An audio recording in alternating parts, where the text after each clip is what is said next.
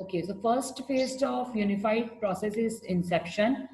This is the smallest phase in the project and it should be very ideally should be very short. इसमें हमने already देख लिया है कि इसका जो टाइम है वो कितना है 10% है और ये हमने कम्युनिकेशन और प्लानिंग के लिए रखा है.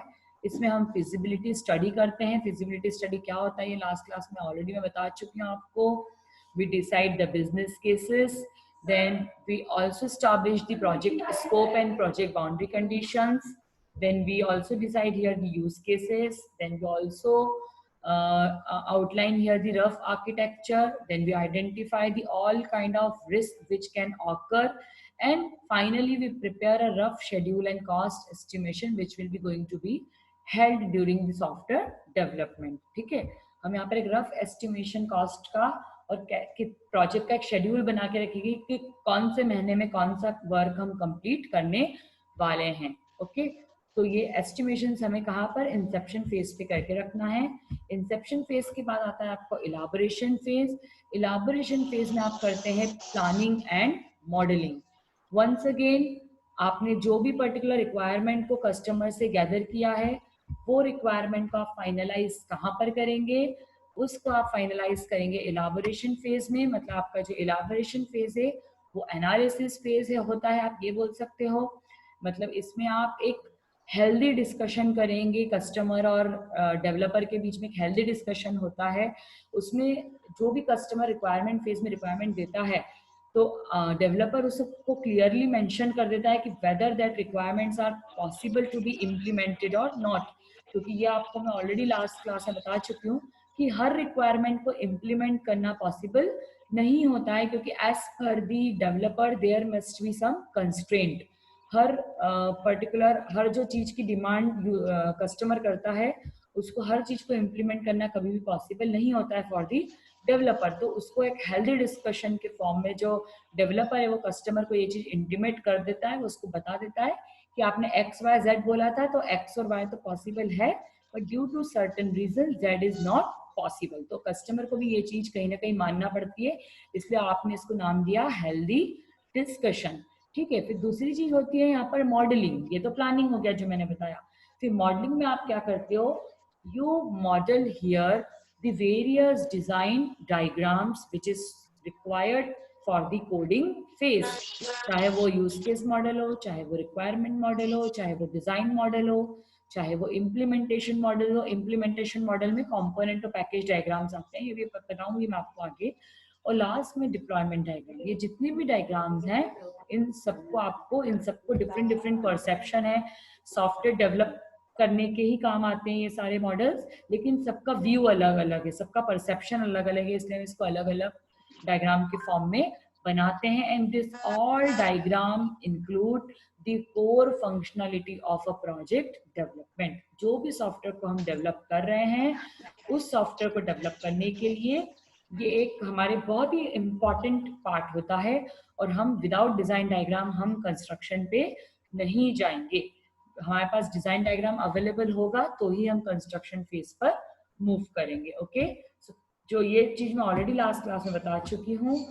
Now third phase, that is the largest phase of the project development, जिसको हमने 50% टाइम दिया था हमारा टाइम बॉक्स डायग्राम में.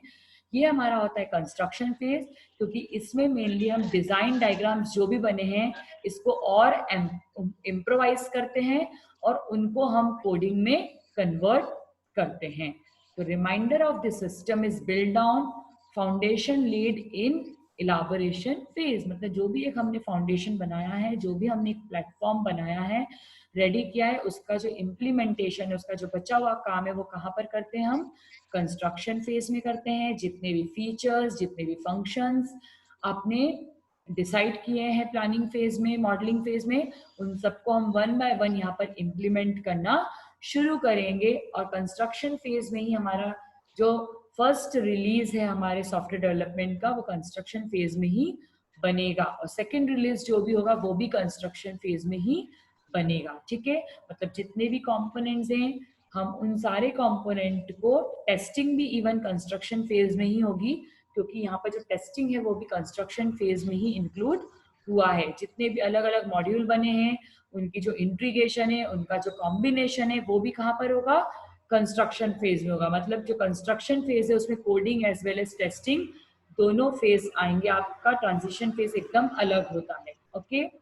और हम जितने भी आपके एक्टिविटी डायग्राम है, सीक्वेंस डायग्राम है, कोलैबोरेशन डायग्राम है, स्टेट ट्रांजिशन डायग्राम है, मतलब हम जितने भी डायग्राम बना रहे हैं सबका इम्प्लीमेंटेशन भी कहाँ पर होगा, कंस्ट्रक्शन फेज में होगा। क्लियर है आपको?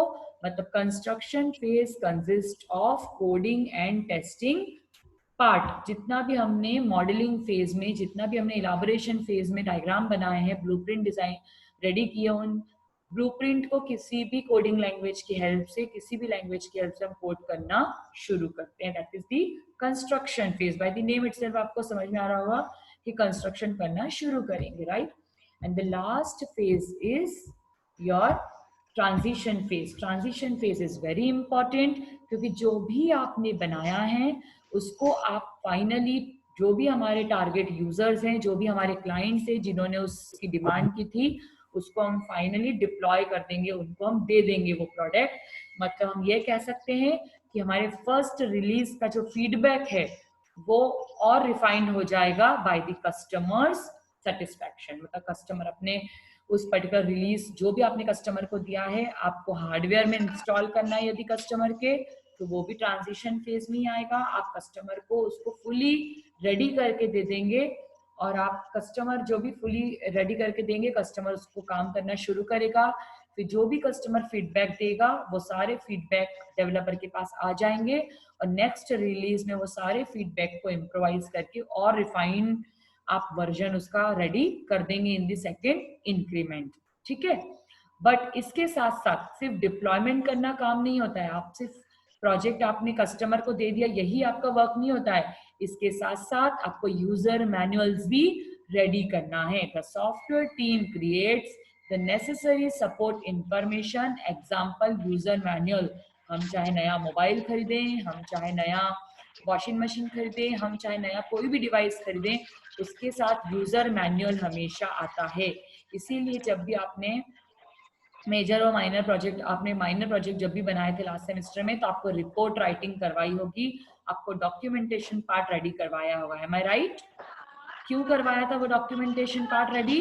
क्योंकि वो डॉक्यूमेंटेशन को देखकर आप समझ सकते हैं, आप डॉक्यूमेंटेशन को देख के क्या समझ सकते हैं कि आपका प्रोजेक्ट किस तरह से बिहेव करेगा और उसको रन हम कैसे करेंगे। तो आप कोई भी डिवाइस बनाएंगे, कोई भी सॉफ्टवेयर को आप डेवलप करेंगे, तो उसमें आपको यूजर मैनुअल रखना कंपलसरी है, ताकि उसको देखकर हम उस डिवाइस को आसानी से चला सके।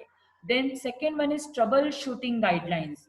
ट्रबल शूट का मतलब होता है कि कनेक्शन में कोई एरर आ रही हो, या आपको इंस्टॉलेशन में कोई एरर आ रही हो, तो वो सारी प्रोसीजर भी पता होना चाहिए। ट्रबल शूट मतलब कोई भी इफ एंड बट्स आपके प्रोजेक्ट में आ सकती है, क्योंकि डेवलपर को सब पता होता है कि मैंने जो पर्टिकुलर बनाया है, डेवलप किया है सॉफ्टवेयर, उसमें क्या क्या दिक्कत आ सकती है, तो वो पहले से ही प्री इंटीमेशन जो है अपने यूजर को दे देगा। तो सारी इंस्टॉलेशन प्रोसेस भी उसमें मेंशन होना कंपलसरी है। तो आपको सॉफ्टवेयर के साथ साथ ये इंफॉर्मेशन पार्ट जो है, जो सपोर्ट वाला पार्ट है, यूजर मैनुअल है, जो ट्रबल शूटिंग गाइडलाइंस है, जो इंस्टॉलेशन प्रोसीजर, ये भी आपको सब बतानी पड़ेगी। ठीक है?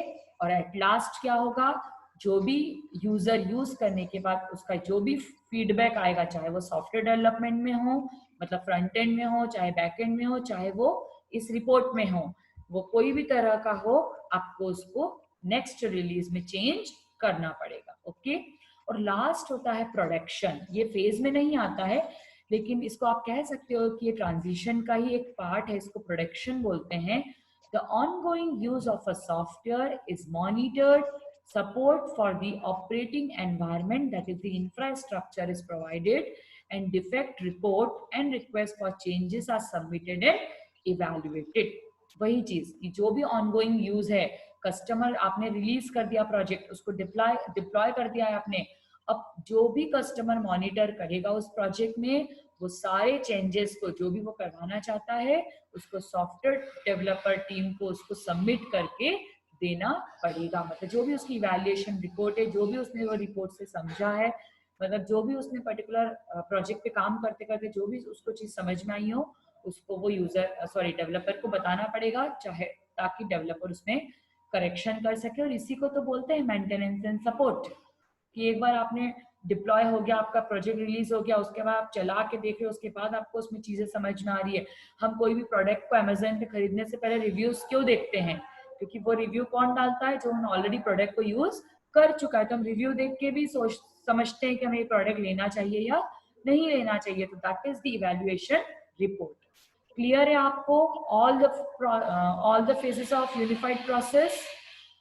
Inception, elaboration, construction, transition, and that includes production as well. Is it clear?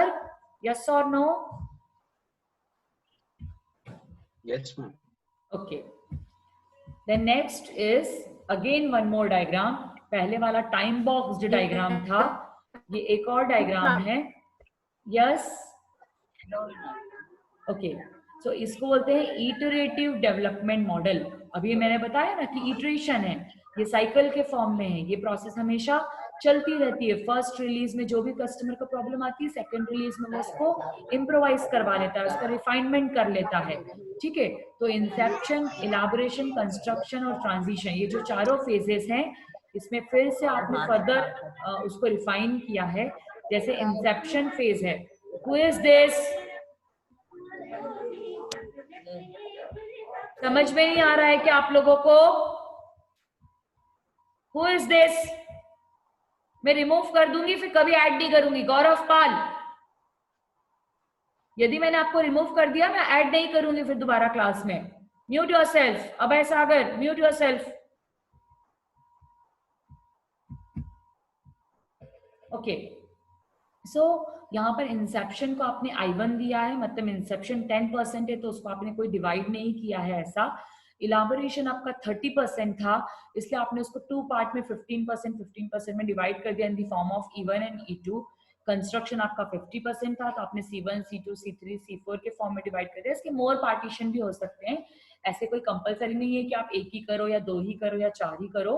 और ट्रांजिशन फेज है, इसको आपने 2 पार्ट में डिवाइड किया, that is T1 and T2। Okay, then आपने क्या किया, आपके जो भी फेजेस थे, जैसे बिजनेस मॉडलिंग है, फिर रिक्वायरमेंट गैदरिंग है, एनालिसिस और डिजाइन है, इम्प्लीमेंटेशन है, टेस्ट है, डिप्लॉयमेंट है, टाइम के साथ ये फेज कैसे वर्क करेंगे, ये फेज का कैसे इन्वॉल्वमेंट होगा, वो इस डायग्राम में बताया है। इसमें सबसे ज्यादा आप देखेंगे, आपको पता है कि हम हमेशा बिजनेस, आपको जो डील करनी है वो हम शुरू में ही डील कर लेते हैं। जो भी आपको रूल्स रेगुलेशंस बनाने हैं वो हम क्या करते हैं, सब शुरू में ही बना लेते हैं। इसलिए इंसेप्शन फेज में और इलाबोरेशन फेज में ये जो रेड है, इसका जो पार्ट है वो क्या है, मैक्सिमम है। इसके बाद ये नीचे आकर स्लो डाउन हो गया है और ट्रांजिशन तक ये बहुत ज्यादा कम हो गया है। क्यों? क्योंकि उसके बाद हम डील नहीं करते। Once you have start the construction phase, आप ट्रांजिशन तक आते आते ये पूरा वैनिश हो जाता है, वो पूरा खत्म हो जाता है, राइट। देन जो रिक्वायरमेंट फेज है, ये मैं आपको ऑलरेडी बता चुकी हूँ कि ये इंक्रीमेंटल मॉडल है, इटरेटिव मॉडल है। इसमें रिक्वायरमेंट कस्टमर की कंस्ट्रक्शन फेज तक आ सकती है। इसलिए देखो यहाँ पर ये रिक्वायरमेंट I1 से शुरू हो रही है, E1 E2 में भी मैक्सिमम है, मतलब आप इलाबोरेशन के टाइम में भी रिक्वायरमेंट दे सकते हो। इवन आप कंस्ट्रक्शन शुरू हो गया है तब तक आप रिक्वायरमेंट आपकी दे सकते हो, लेकिन ट्रांजिशन होने के बाद आप रिक्वायरमेंट नहीं दे सकते, क्योंकि आप सेकेंड फेज में, जब सेकेंड टाइम आप करेंगे तब आप उसकी रिक्वायरमेंट फर्दर इंसेप्शन फेज में दे सकते हो। उसके बाद एनालिसिस और डिजाइन। अब एनालिसिस इंसेप्शन का बहुत छोटा सा पार्ट होता है, इसलिए देखो इंसेप्शन फेज में बहुत कम इसका पार्ट आया है। मैक्सिमम जो एनालिसिस होता है वो कहाँ पर होता है, इलाबोरेशन फेज में। इसलिए देखो यहाँ पर ये मैक्सिमम आया है। लेकिन आप कंस्ट्रक्शन में भी, मैंने बताया था आपको कि कंस्ट्रक्शन में भी मॉडलिंग आता है और मॉडलिंग इलाबोरेशन में भी आता है। इसलिए कंस्ट्रक्शन फेज में भी as compare to requirement business modelling इसका पार्ट ज्यादा आएगा। थ्रू आउट द कंस्ट्रक्शन ये ज्यादा रहेगा, और कंस्ट्रक्शन के लास्ट पार्ट तक, मतलब C4 तक ये थोड़ा ही रहेगा, और ट्रांजिशन में आके ये पूरा खत्म हो जाएगा। क्योंकि ट्रांजिशन फेज में आप कोई डिजाइनिंग नहीं करोगे, कोई एनालिसिस नहीं करोगे। वैसे ही इम्प्लीमेंटेशन का है, हमने फर्स्ट टाइम जब यूनिफाइड प्रोसेस पढ़ी थी तभी बताया था आपको कि यूनिफाइड प्रोसेस का एडवांटेज ही यही होता है कि आप रिक्वायरमेंट के शुरू होते से ही टेस्टिंग इम्प्लीमेंट करना शुरू कर सकते हो, आप टेस्टिंग करना शुरू कर सकते हो। तो देखो इम्प्लीमेंटेशन फेज जो है वो थोड़ा सा आया है यहाँ पर।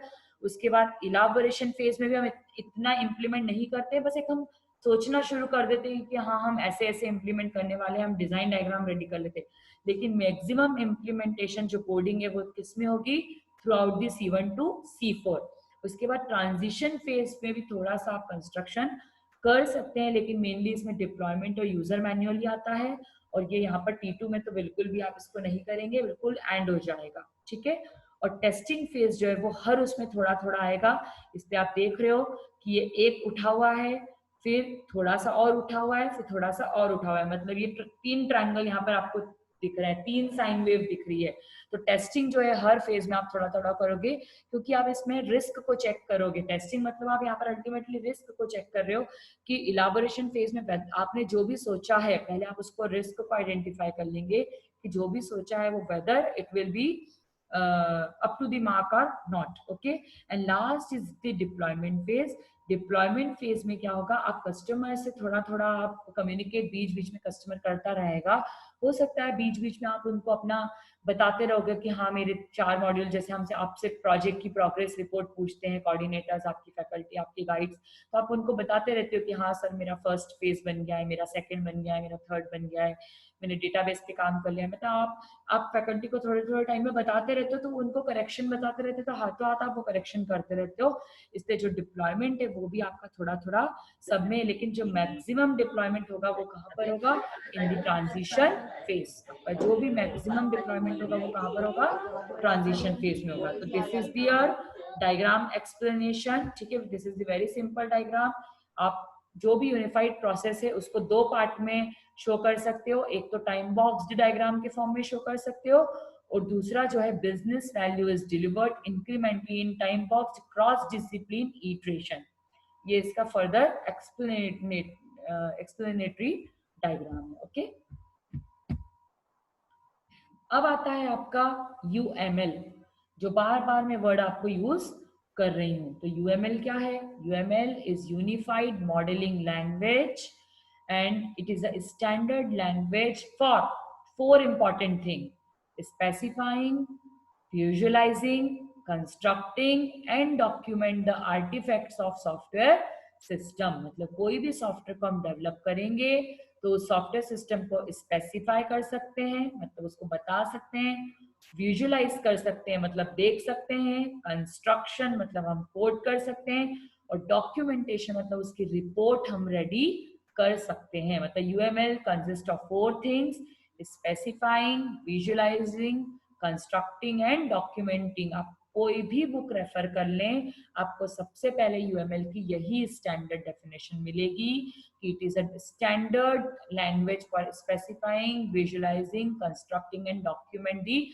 Artefacts of software system. जो भी सिस्टम डेवलप कर रहे हो, आर्टिफैक्ट मतलब एक आर्टिफैक्ट वर्ड मैं आपको आगे भी बताऊंगी, मतलब कोर ये चीज 4 चीजें तो वो करता ही करता है: specifying, visualising, constructing and documenting, okay.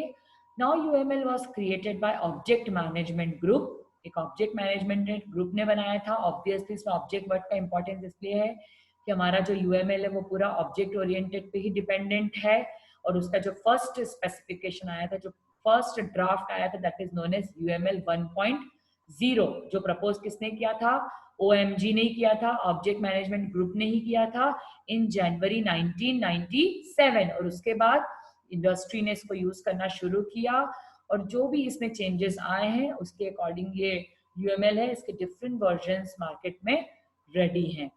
और UML का जो दूसरा एडवांटेज है वो है कि UML लैंग्वेज जो है it is different from other languages like C++, Java, COBOL etcetera, क्योंकि इसमें हम कोडिंग ही करते हैं, इसमें हम कोई डायग्राम वगैरह नहीं बनाते हैं, हम डिजाइन डायग्राम नहीं बनाते, क्योंकि ये SDLC की लाइफ साइकिल को भी फॉलो कौन करता है, UML डायग्राम। लेकिन जो अदर लैंग्वेजेस है वो SDLC की सॉफ्टवेयर साइकिल को फॉलो नहीं करते हैं, ठीक है।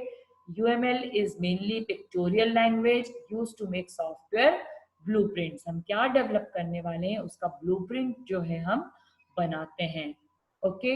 Although UML is generally used to model software system, it is not limited with the boundaries। मतलब इसमें यही चीज नहीं होता है, it is also used to model non-software systems as well।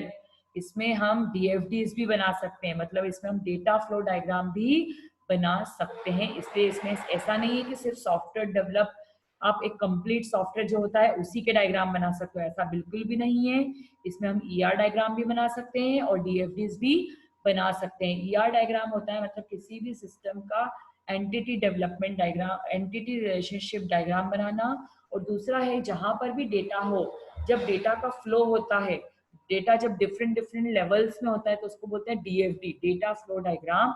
तो हम DFD को भी क्रिएट कर सकते हैं। दो DFD is a part of software development, but it is not compulsory that कि DFD सॉफ्टवेयर डेवलपमेंट का ही पार्ट होता है। आप अलग से भी किसी भी सिस्टम की DFD बना सकते हो। Okay, so this is the about the UML. Okay, now the main thing about UML is divided into two parts, that is static diagram जिसको आप structural diagram भी बोलते हैं, और दूसरा होता है behavior diagrams जिसको आप dynamic diagrams भी बोलते हैं। सॉरी, behavioral diagram है उसको dynamic diagram भी बोलते हैं। तो एक होता है static और structural diagram और दूसरा है behavior और dynamic diagram। By the name itself, static diagram जो होते हैं वो फिक्स होते हैं, उनका जो स्ट्रक्चर है वो फिक्स होता है, इसमें आप चेंजेस नहीं कर सकते। कोई भी इवेंट परफॉर्म हो जाए, कोई भी मॉड्यूल में चेंज हो जाए, यहाँ पर आप चेंजेस नहीं कर सकते। चाहे वो क्लास डायग्राम हो, चाहे वो ऑब्जेक्ट डायग्राम हो, चाहे वो कंपोनेंट डायग्राम हो, चाहे वो डिप्लॉयमेंट डायग्राम हो, चाहे वो पैकेज डायग्राम हो, ये डायग्राम हमेशा सेम होते हैं, इनमें कोई भी चेंजेस नहीं होता है। और जो बिहेवियर डायग्राम होते हैं वो डायनामिक डायग्राम होते हैं, जो टाइम के साथ जो चेंज हो जाते हैं टाइम के साथ, उसको बोलते हैं आप use case diagram, activity diagram, interaction diagram. Interaction diagram दो टाइप के होते हैं जिसको बोलते हैं आप सीक्वेंस डायग्राम और कोलैबोरेशन डायग्राम। और लास्ट होता है स्टेट चार्ट डायग्राम। याद रखेंगे, इसको आप स्टेट चार्ट डायग्राम भी बोल सकते हो, स्टेट मशीन डायग्राम भी बोल सकते हो और स्टेट ट्रांजिशन डायग्राम भी बोल सकते हो। Do not get confuse. State chart, state machine और स्टेट ट्रांजिशन डायग्राम एक ही होता है। पर जब भी मैं आपसे पूछूंगी क्लास में तो आपको बिल्कुल थरो याद होना चाहिए कि स्टेटिक डायग्राम की कैटेगरी में कौन कौन से आते हैं और डायनामिक डायग्राम की कैटेगरी में कौन कौन से आते हैं। क्लियर है आपको? स्टैटिक डायग्राम मतलब जो टाइम के साथ चेंज नहीं होते हैं, क्लास, ऑब्जेक्ट, कंपोनेंट, डिप्लॉयमेंट और पैकेज। और बिहेवियर मतलब जिनका बिहेवियर चेंज होता रहता है, जो टाइम के साथ चेंज हो जाते हैं, उसको use case, activity, interaction, sequence, collaboration और स्टेट ट्रांजिशन, स्टेट चार्ट या स्टेट मशीन, ये होते हैं। आपको ये एकदम थरो याद होने चाहिए कि कौन से कब आते हैं। ओके, ये बहुत इंपॉर्टेंट है क्योंकि अब हमारी जो यूनिट है यहीं से शुरू होगी। हमारा अभी तक हमने जो पढ़ा वो बिल्कुल UML और OOAD का बेसिक पढ़ा है। अब हमारे डायग्राम शुरू हो जाएंगे। सबसे पहला use case diagram first unit में है, उसको हमें पढ़ना है। ओके, चलिए, last thing for today's lecture, एक बहुत सिंपल सा डायग्राम है यहाँ पर। वो सिंपल सा डायग्राम हम देखेंगे। इस डायग्राम में आपको ऐसा ज्यादा कोई टेंशन नहीं लेना है कि समझ में नहीं आ रहा है या आपको कुछ हो नहीं रहा है। ये बहुत सिंपल सा डायग्राम है जो आपको बहुत इजीली समझ में आ जाएगा। ये डायग्राम ये कहता है कि जब भी हम किसी सिस्टम पे काम करते हैं तो हम सबसे पहले यूजर्स को, एक्टर्स को आइडेंटिफाई करते हैं। देखो यहाँ पर एक ऐसे ह्यूमन बीइंग जैसा सिंबल बना है, जैसे एक्टर्स होते हैं ये। तो सबसे पहले हम ये आइडेंटिफाई करेंगे कि एक्टर कौन कौन है, मतलब कौन यूजर हमारे सिस्टम से इंटरेक्ट करने वाला है। यदि हम यूनिवर्सिटी के लिए बना रहे हैं तो लैब स्टाफ इंटरेक्ट करेंगे, स्टूडेंट इंटरेक्ट करेंगे, देन फैकल्टी इंटरेक्ट करेगी, फिर गेस्ट फैकल्टी इंटरेक्ट करेगी, देन एडमिन स्टाफ इंटरेक्ट करेगा। ये आप किसी एम्प्लॉय के लिए, सॉरी कंपनी के लिए बना रहे हैं तो एम्प्लॉय इंटरेक्ट करेगा, क्लाइंट इंटरेक्ट करेंगे, डेवलपर्स इंटरेक्ट करेंगे। मतलब देखो हर सिस्टम के अपने अलग कस्टमर्स होते हैं, एक्टर्स होते हैं। अब ये सब क्या करेंगे, ये एक प्रोटोटाइप बनाने की कोशिश करेंगे। They will develop a simple blueprints, इसलिए ऊपर लिखा है OO एनालिसिस। मतलब जितनी भी चीज एनालिसिस पार्ट में आएगी, मतलब रिक्वायरमेंट को गैदर करना और उसको एनालाइज करना, इससे रिलेटेड फैक्टर्स सारे कहाँ आएंगे, आपके फर्स्ट लेयर में आएंगे। और जो आपकी लास्ट लेयर है उसमें है OO डिजाइन। OO डिजाइन मतलब जितने भी आपके डायग्राम आए हैं जो मैंने लास्ट स्लाइड में बनाए, चाहे वो स्टैटिक डायग्राम हो, चाहे वो डायनेमिक डायग्राम हो, वो चाहे कहाँ उन सब चीजों से रिलेटेड एक्टिविटी कहाँ होगी, लास्ट लेयर में होगी। और जो बीच का लेयर है ये आपका यूज केस आता है, मतलब जहां पर आप कंस्ट्रक्शन और यूएमएल बेस्ड मॉडलिंग की बात करेंगे, मतलब जहां पर आप फर्दर डायग्राम बनाने की बात करेंगे based on analysis and design. मतलब जो भी यूजर का पास्ट एक्सपीरियंस है, मतलब क्योंकि ये साइकिल जो है वो कंटिन्यूअस क्या होती रहेगी, कंटिन्यूअस चलती रहेगी। तो ये चेंजेस आप कहां पर करोगे, this changes you will do in the middle phase. मैंने लेयर्ड अप्रोच में आपको 3 फैक्टर्स बताए थे, 3 लेयर बताई थी, कोई बता सकता है उसके नाम? आपको लेयर्ड में आपको 3 बताई थी, कोई नाम बता सकता है उनके?